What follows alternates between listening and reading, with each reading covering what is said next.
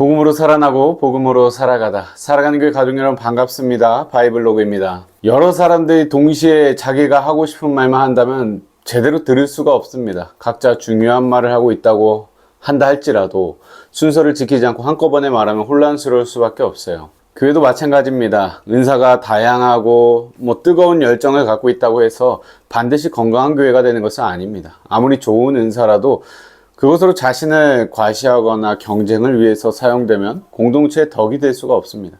그러나 서로의 말을 듣고 알아들을 수 있게 말하고 또 필요할 때 기꺼이 양보한다면 서로 다른 은사들을 통해서 교회는 아름답게 세워질 수 있습니다. 오늘 본문에서 바울은 은사로 혼란스러워진 고린도 교회를 향해 말합니다. 악에는 어린아이가 되되 지혜는 장성한 사람이 되어라. 모든 은사를 교회의 덕을 위해 사용하고 모든 것을 품위 있고 질서 있게 행해라. 오늘 함께 살펴볼 말씀은 고린도전서 14장 20절부터 40절까지의 말씀입니다. 바울은 먼저 고린도 성도들에게 지혜에는 어린아이가 되지 말라고 권면합니다. 악에 대해서는 순진해야 하지만 무엇이 교회를 세우고 무엇이 혼란을 일으키는지 판단하는 일에서는 성숙해야 한다는 뜻입니다. 고린도 교회는 특별하고 신비롭게 보이는 방언을 높이 평가한 듯합니다. 그러나 바울은 예배 시간에 알아들을 수 없는 방언만 말한다면 처음 교회를 찾는 사람들이나 믿지 않는 사람들이 그들을 미쳤다고 생각할 것이라고 말해요.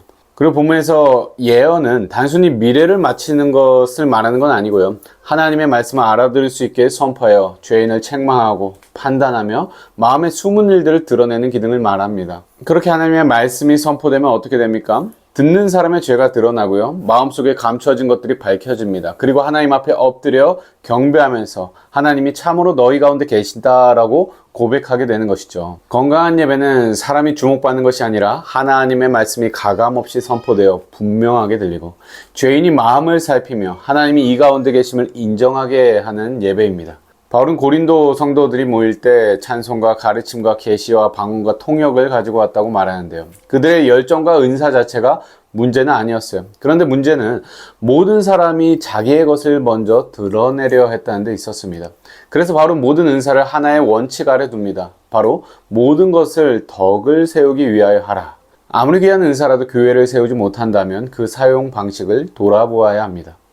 성령께서 주신 은사는 자신을 드러내기 위한 것이 아니라 다른 사람을 배려하고 공동체를 세우기 위한 것입니다. 그러므로 때로는 말하고 때로는 기다리며 필요할 때는 기꺼이 양보할 줄 알아야 합니다. 그 이유는 분명합니다. 하나님은 무질서의 하나님이 아니시고 오직 화평의 하나님이시기 때문입니다. 그리고 본문에는 여자들이 교회에서 잠잠하라는 말씀도 나오는데요.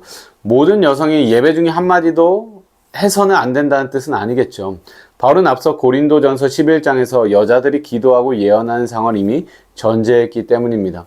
그렇기 때문에 이 말씀은 예배와 예언의 분별 과정에서 무질서하게 질문하거나 말하여서 공동체 질서를 깨뜨리는 행동을 제한한 것으로 이해하는 것이 보다 자연스러워 보입니다.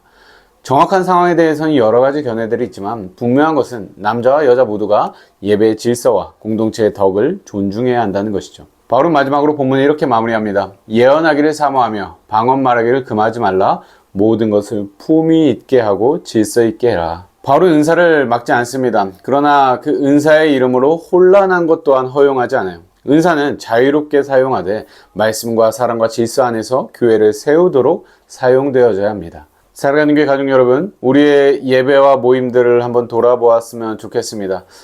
사람들을 세워나가기보다는 내가 얼마나 많이 알고 있는지를 드러내려 하진 않습니까? 내 은사를 인정받으려는 마음 때문에 다른 사람들의 섬김을 가볍게 여기고 있진 않습니까? 예배의 중심은 내가 아니라 하나님이십니다. 은사의 목적도 마찬가지예요. 나를 드러낸 것이 아니라 교회를 세우는 것이죠. 그렇기 때문에 우리가 말할 때에는 알아들을 수 있게 말하고 섬길 때는 다른 사람들의 유익을 생각하고 필요할 때는 기꺼이 자리를 내어주어야 합니다.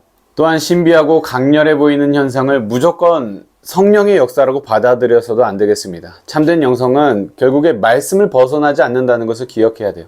성령께서 주신 은사는요, 오직 예수 그리스도를 높이고요, 하나님의 말씀에 복종하게 하고요, 그리고 교회의 화평과 덕을 세워나갑니다. 오늘도 성령께서 주신 은사를 감사히 사용하되 말씀의 권위 아래서 자신을 절제하고 모든 것을 품위 있고 질서 있게 행하여서 교회를 건강하게 세워나가는 그런 살아가는 교회 모든 가족들 되시길 주님의 이름으로 축복합니다. 살아가는 교회 가족 여러분, 오늘도 복음으로 살아갑시다.